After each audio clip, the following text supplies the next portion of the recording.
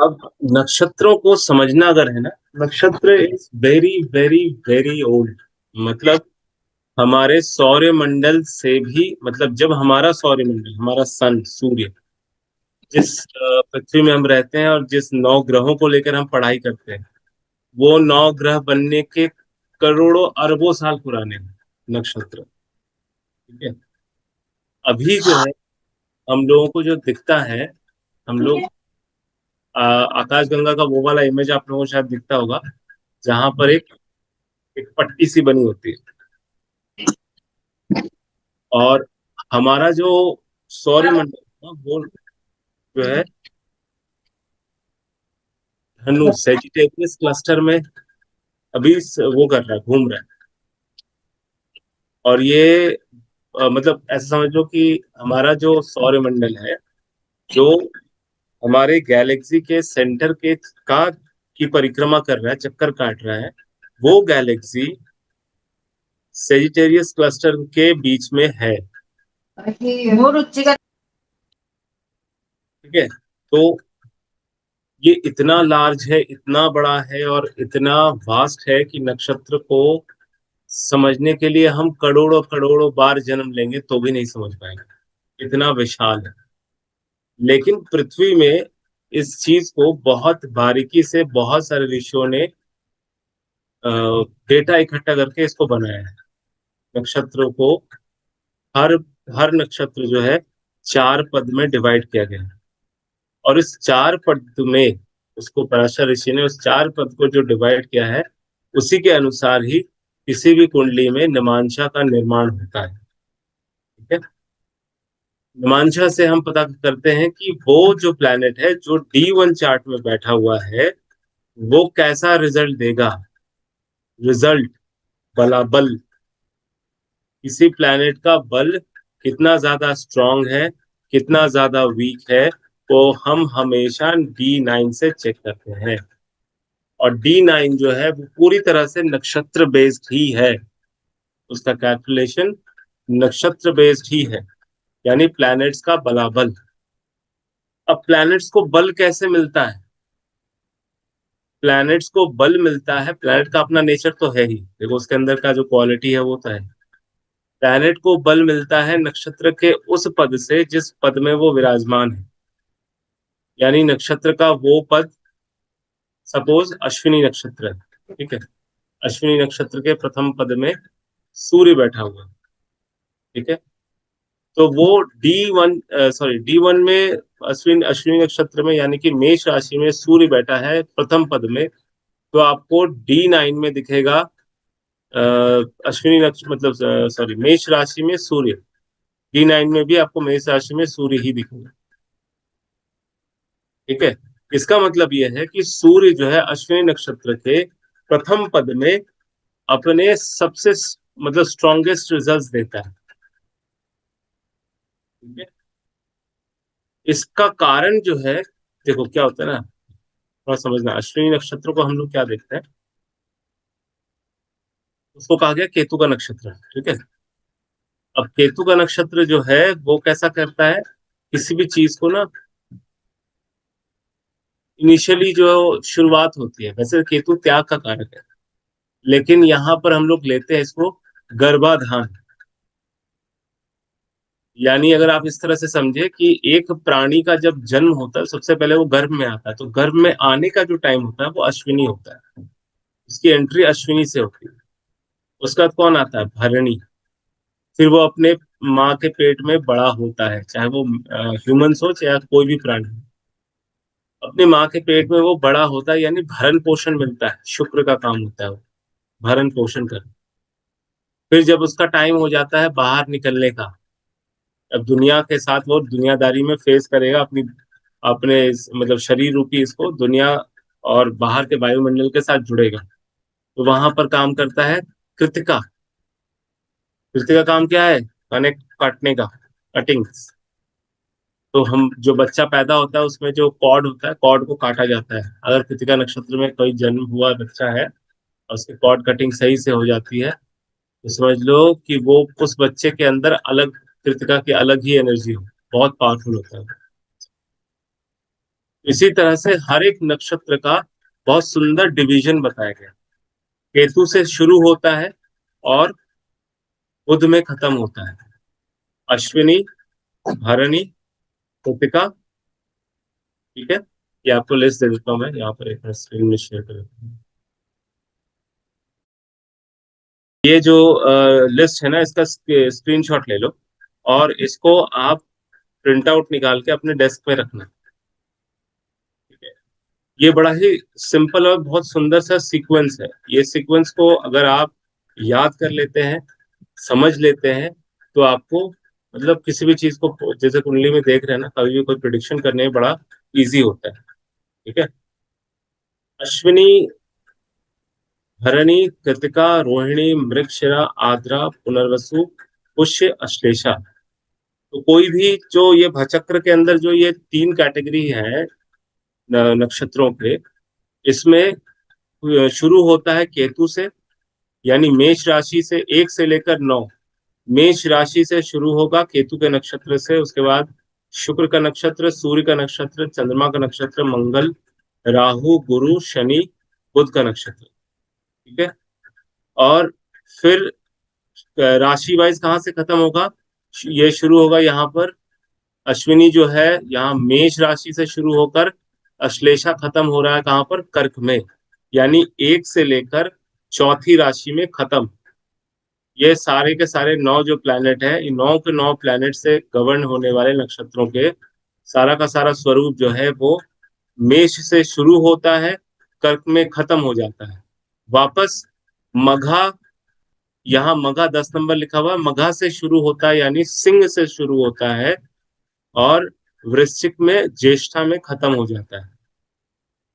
ठीक है, 10 नंबर है मघा, 11 नंबर है पूर्व फाल्गुनी, 12 नंबर उत्तर फाल्गुनी, 13 नंबर हस्ता, चित्रा, स्वाति, विशाखा, अनुराधा, ज्येष्ठा। इसमें भी सेम सीक्वेंस रिपीट हो रहा है।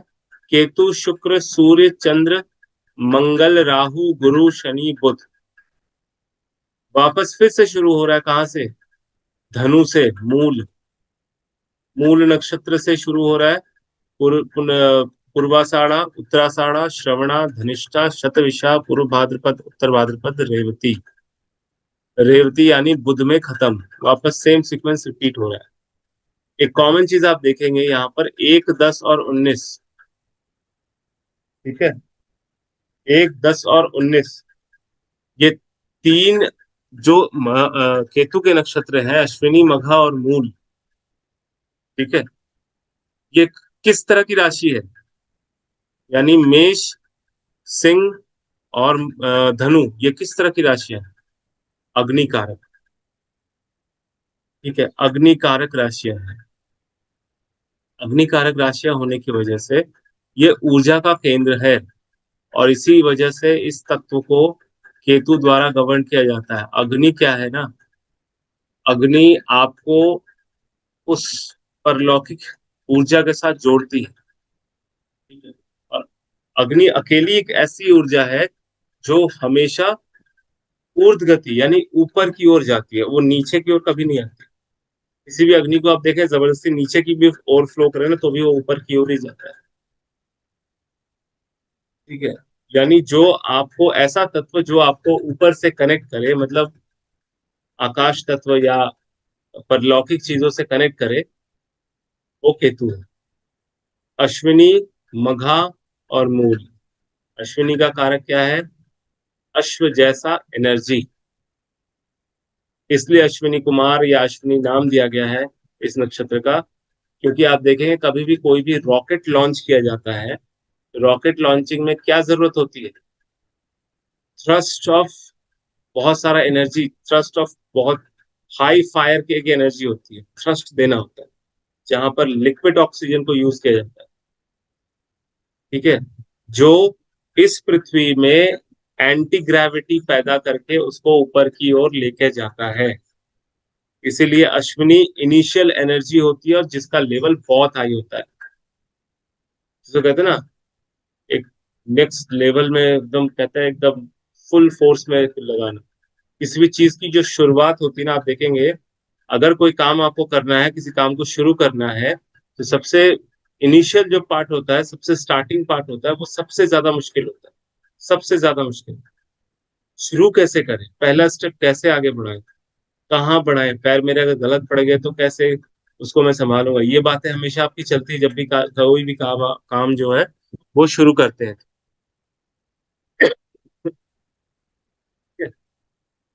ये अश्विनी के अंदर बहुत सारा पावर है, हॉर्स पावर। तो हम लोग को एनर्जी को हम जब पैरामीटर में उसको मापते हैं तो जो क्या कहा गया है, हॉर्स पावर। हॉर्स के पावर के हिसाब से जो इनिशियली बहुत ज्यादा फोर्सफुल होता है। ठीक है। भरणी का काम क्या है, भरण पोषण, यानी शुक्र का काम है। कृतिका क्या काम है, कृतिका जो है ये आपके वो एम्बियल कॉर्ड को काटने का काम करती है। और उसके बाद नंबर आता है रोहिणी, चंद्रमा का, जो पहली सांस जाती है बच्चे के अंदर, जो पहली बार वो सांस लेता है। ठीक है। इसके बाद कौन आता है, मृगशिरा, मंगल, यानी ब्लड ब्लड सर्कुलेशन, पंपिंग चालू होता है। फिर कौन आता है, राहु, जो उस ब्लड को बॉडी के हर एक पार्ट पार्ट पे पहुंचा के आता है और बच्चे के अंदर चेतना देता है। फिर सातवां नक्षत्र क्या बन रहा है, पुनर्वसु, यानी वो नक्षत्र जो बुद्धि या ज्ञान को बढ़ाता है। यानी बच्चे के अंदर ये समझ आती है कि वो जिंदा है, उसको ये फील आता है कि उसको बॉडी में, उसका बॉडी जो है उसको फील कर पाता है। ठीक है। उसके बाद आता है पुष्य, यानी शरीर के अंदर कौन सी चीज, हड्डियां, बोन स्ट्रक्चर, उसमें मूवमेंट आता है। उसके बाद है अश्लेषा। अश्लेषा मतलब बुध, यानी पूरे बॉडी का नर्वस सिस्टम, होल बॉडी का पूरा नर्वस सिस्टम ये बनता है। आप देखेंगे मेष राशि से लेकर कर्क राशि तक का जो एरिया होता है ना, मेष की राशि क्या कहते हैं, मेष राशि को हम मेष राशि को कहते हैं सर्वाइवल मोड। वो राशि हमेशा शुरुआत और किसी भी चीज को सर्वाइवल वाले स्टेज में बनाए रखने में हेल्प करती है। सेकंड में क्या आता है, वृषभ, जो स्थिरता देती है, ठहराव। ठीक है। स्थिरता देती है और जोडियक के अंदर, राशिफल के अंदर दूसरा घर है। तीसरे नंबर पे आता है बुध, यानी मिथुन राशि आता है तो उसका स्वामी क्या है, बुध। थर्ड हाउस आपके पराक्रम का होता है, यानी कि आप अपना फर्स्ट स्टेप कैसे ले रहे हैं, उसके लिए क्या प्लानिंग कर रहे हैं, आपके क्या क्या उसमें आपका थॉट प्रोसेस है, वो थर्ड हाउस बताता है। फोर्थ हाउस क्या बताता है, केयर, आपके इमोशंस, आपकी सुख सुविधाएं, जहां पर आप कंफर्ट जोन में रहते हैं। तो शुरुआत कहाँ से हुई है, सर्वाइवल मोड से, और खत्म कहाँ पर हो रही है, कंफर्ट जोन पे। ठीक है। यानी हमने शुरू की बहुत हाई एनर्जी के साथ, और जब हमारा एंड हो रहा है तब वो हो रहा है कहाँ पर, इमोशन में, जहां पर हम सुख और शांति ढूंढते हैं। यानी वहां पर अश्लेषा तक आते आते चीजें जो है फिर से शांत हो जाती है। अब दूसरा पड़ाव शुरू होता है, क्या, मघा। ठीक है। मघा कौन सी राशि में है, सिंह राशि में। सिंह राशि को क्या कहते हैं, रॉयलिस्ट राशि, मतलब वहां पर सूर्य का अपना घर है, वो पूरे जोडियक का सिंहासन है। आप देखो किसी भी राजा का सिंहासन जो होता है, वो जो उसका बैठने का जो जगह होती है वो उसके कद काठी से बड़ा दिखाया गया हमेशा, क्योंकि सिंहासन की वैल्यू होती है उसमें बैठे इंसान की नहीं। उस सिंहासन में जो भी इंसान बैठता है वो राजा बन जाता है। ठीक है, चाहे वो ऑर्डिनरी ही क्यों ना हो, उसके अंदर राजा वाले एनर्जी हो या ना हो, वो सिंहासन उस व्यक्ति को राजा बनाता है। ठीक है। इसलिए मघा नक्षत्र जो है, यहाँ पर अगेन बहुत इंटेंस एनर्जी होती है, बहुत हाई एनर्जी। फिर आता है पूर्व फाल्गुनी, यानी शुक्र का समय, शुक्र का नक्षत्र। ये वही नक्षत्र है जहां पर राजा का सारा कार्यभार काम राजा करने के बाद क्या करता है, विश्राम करने जाता है, और वहीं पर उसी विश्राम गृह में ही उसकी सारी राजनीति और मतलब अगले जो आने वाले दिनों में क्या क्या चीजें होंगी उसकी प्लानिंग वो करता है। उसके बाद फिर आता है पूर्व फाल्गुनी, फिर अगेन सूर्य का नक्षत्र, जहां पर उस प्लानिंग को एग्जीक्यूट कैसे किया जाए उस ओर उसका दिमाग चलता है। ठीक है। फिर 13 नंबर पे क्या है, हस्त नक्षत्र, यानी अब वो टाइम आ गया है जहां पर हम जो प्लानिंग कर रहे हैं वो कितना सटीक है, कितना सही है। हस्त नक्षत्र जो है ना, ये क्रिटिसाइज करते हैं हर चीज को, छोटे छोटे पीसेस में काट के उनको पूरा प्रॉपर एनालिसिस करते हैं। ठीक है। चित्रा, जब सारी प्लानिंग प्रॉपर तरीके से हो गई है, अब उस प्लानिंग के अंदर कोई भी त्रुटि या कोई भी गलती रह गई है जिसको हस्ता ने बहुत क्लेरिफाई करके अच्छे से मैनेज कर दिया है। अब चित्रा किसका नक्षत्र है, मंगल का, यानी एक्शन लेने का टाइम। ठीक है, एक्शन लेने का टाइम। इसके बाद कौन सा नक्षत्र है, स्वाति, राहु, एक्शन के साथ डिप्लोमेसी, एक्शन के साथ डिप्लोमेसी, डिप्लोमेसी एंड एक्शन, कूटनीति और युद्ध, ये दोनों मिलाकर फिर राजा जो है आगे विजयी होता है, जहां पर उसको किसका साथ मिलता है, विशाखा, गुरु। गुरु बताता है कि अब जो तुमको राज्य मिला है उसको कैसे चलाना है, समझदारी के साथ। इसलिए गुरु को हमें हमें हमेशा क्या कहा गया है, गुरु जैसे बुद्ध बुद्धि का कारक है, तो उस बुद्धि को समझदारी से यूज करने का कारक गुरु है। तो गुरु जो है फिर बताता है कि पूरे राजपाट को किस समझदारी से चलाना है। इसके बाद किसका नक्षत्र है, अनुराधा। अनुराधा का मतलब किसका नक्षत्र, शनि। शनि का नक्षत्र मतलब जो जिस समझ से चलाना है, चलाने के लिए जो आपको जिन लोगों से काम कराना है, यानी राजा के अधीन जो अधीनस्थ कर्मचारी या कर्म करने वाले लोग, वो सारे शनि बन जाते हैं। एग्जीक्यूशन। उसके बाद लास्ट में क्या आया वापस, बुध। बुध का क्या काम था, बताओ। बुध का क्या काम होता है, कम्युनिकेशन के अलावा एडमिनिस्ट्रेशन, मैनेजमेंट। गुरु ने समझ दी, शनि को इम्प्लीमेंटेशन करने के लिए काम दिया गया, लेकिन उस इम्प्लीमेंटेशन को मैनेज करने के लिए कोई मैनेजर भी चाहिए ना, तो वो है बुध। इसलिए ज्येष्ठा यानी कि आखिरी मतलब ये दूसरे पड़ाव का लास्ट नक्षत्र अगेन बुध का पड़ा, ज्येष्ठा, जो कि व्यक्ति को प्रॉपर मैनेजमेंट, लाइफ मैनेजमेंट, चाहे वो राजपाट चलाने का हो, चाहे अपनी कंपनी चलाने का हो, चाहे किसी भी चीज को रन करने का हो, वो बुध देता है। और बुध यहाँ पर सारी चीजों को मैनेज करता है। तो पहला फेज क्या था, पहला फेज अश्विनी से लेकर अश्लेषा तक बच्चा बड़ा हो रहा है। ठीक है, उसको बेसिक चीजें समझ में आ रही हैं। फिर दूसरा फेज शुरू शुरू हुआ मघा से ज्येष्ठा तक, यानी अब वो मेच्योर हो गया है, वो दुनियादारी समझ रहा है और दुनियादारी को बहुत अच्छे से चला रहा है। अब आते हैं लाइफ का तीसरा फेज, जो मूल से शुरू होता है और रेवती में खत्म होता है। मूल नक्षत्र, इसको भी केतु कहा गया। मूल का मतलब क्या होता है, जड़, जिसकी, ऐसा पेड़ जिसकी जड़ें बहुत नीचे तक जाए, वो पेड़ बहुत लंबे समय तक टिका रहता है। जड़ का मतलब हो गया है कि इस व्यक्ति ने अपने जीवन काल में, मतलब जो गया जीवन काल में, क्या क्या अचीव किया है, क्या क्या उसके पास उसने अपने दिमाग, अपने कर्म, अपने आसपास की चीजों से ग्रहण करके अपना कितना बड़ा ज्ञान बनाया है, कितना स्ट्रांग उसके पास नॉलेज है, कॉन्टैक्ट्स है, जान पहचान है, ये मूल नक्षत्र का होता है। आज के डेट में मैं उदाहरण बता रहा हूँ, अगर आज के डेट में ऐसा हो, अनंत अंबानी को कंपनी चलाने का भार दिया जाए, आप सभी को पता है अनंत अंबानी रिलायंस इंडस्ट्री को चलाने के लिए केपेबल नहीं है। उसका बड़ा भाई है थोड़ा बहुत भी, लेकिन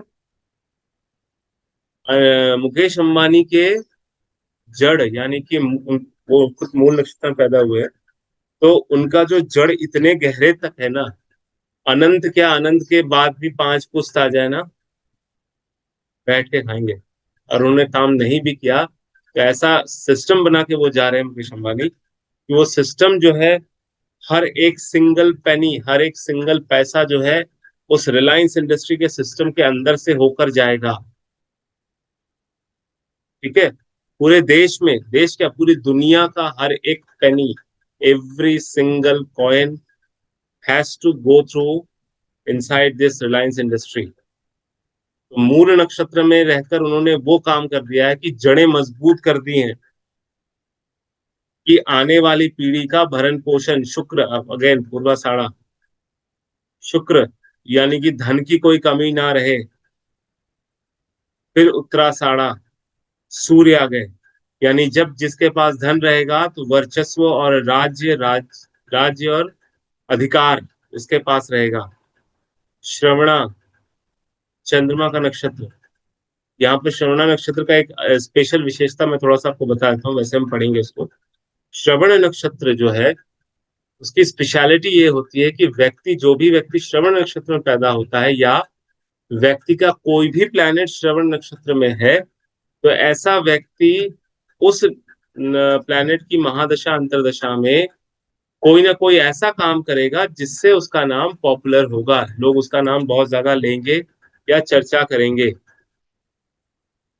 ठीक है। तो ये वाला फेज कौन सा आ गया, कि गहराई पे बनने के बाद सारा सिस्टम ऐसा बना दिया कि अब इनको अपना राजपाट चलाने के लिए बहुत मेहनत नहीं करनी है, या अपना जो उत्तरदायित्व है।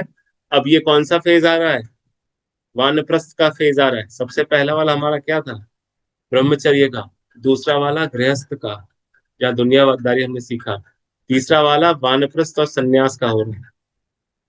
ठीक है। सन्यास का लेवल एक्चुअली लास्ट में होता है, रेवती में खत्म हो जाता है, उसके बाद हम सन्यास लेते हैं। बट ये वानप्रस्थ होता है, ये वानप्रस्थ शुरू हो रहा है, यानी कि हमने जो गृहस्थ में मेहनत की थी, प्रॉपर्टी बनाया था, अपना जो एम्पायर बनाया था, अब हमारा काम जो है अपने से नेक्स्ट जनरेशन को सजेशन देना है, बताना है। जो मैंने अभी भी कहा कि मुकेश अंबानी ने ऐसा काम कर दिया है कि नेक्स्ट जनरेशन के लिए सोचने वाली बात ही नहीं है, पूरा सिस्टम ही बना दिया उन्होंने। देखो कई बार ऐसा होता है ना कि आप देखोगे कि बहुत सारे एक्टर एक्ट्रेसेस हैं, या कोई भी अपने प्रोफेशन में है, उनके घर में भी उनके बच्चे वही प्रोफेशन फॉलो करते हैं। कुछ होते हैं जो उस सेम प्रोफेशन फॉलो नहीं करते। तो जो फॉलो करते हैं उनमें से ये मुकेश अंबानी जो है वो लेजेंड है। अभिषेक बच्चन, अमिताभ बच्चन नहीं बन पाए, लेकिन धीरू भाई अंबानी के सारे चीजों को मुकेश अंबानी ने अपने तरीके से हैंडल करके मुकेश अंबानी बना। वो धीरू भाई अंबानी नहीं बना, धीरू भाई अंबानी के ऊपर चला गया। ठीक है।